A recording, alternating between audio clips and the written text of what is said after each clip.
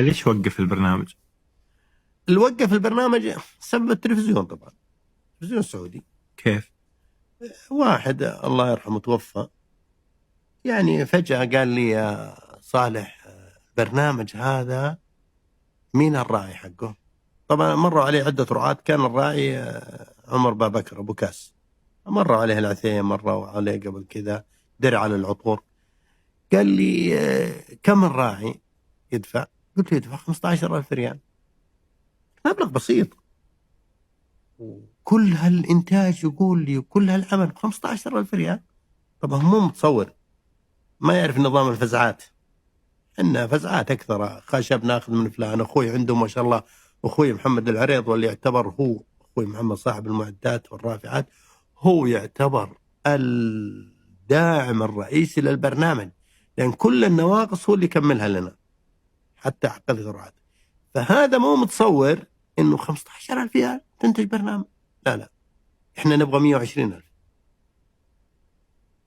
من يدفع 120 برنامج طفل يعني بالأخير، يعني معلش، هو برنامج طفل أنا أعتبره كبير جدا، لكن عند بعض الجهات الإعلامية يعتبر برنامج طفل، يعني ليش يكلمني؟ فقال لي مرة هيوقف البرنامج إلين تجيب 120,000. طبعا عرفت أن الرجل يعني يحط يعني شيء صعب، يعني شيء رقم مستحيل. وبعدين عرفت بعدين فجأة على فكرة، يعني العيب أنا أعتبره قمة المأساة، انه فك البرنامج، وقف فجأة. تخيل الناس تابعوا، الناس ذا ومصورين حلقات، فجأة يطلعون ما في شيء بالتلفزيون. وين برنامج؟ وعندي كان 5 حلقات حتى ذيك الايام، يعني كان الله يذكره بالخير، ايه كان، لا كان خلصنا من عمر ابو بكر، وكان ما ابدانا رجعنا مرة ثانية عثيم، كان دافع العثيم 4 حلقات، دافع 60,000، وقف البرنامج. طيب نكمل الحلقات ذي؟ قال لا لا ابدا، 120,000 على الطاولة هنا. طيب وش الدافع يعني؟ والله أنا هذا تساؤل يعني أنا ما أقدر أجاوبه.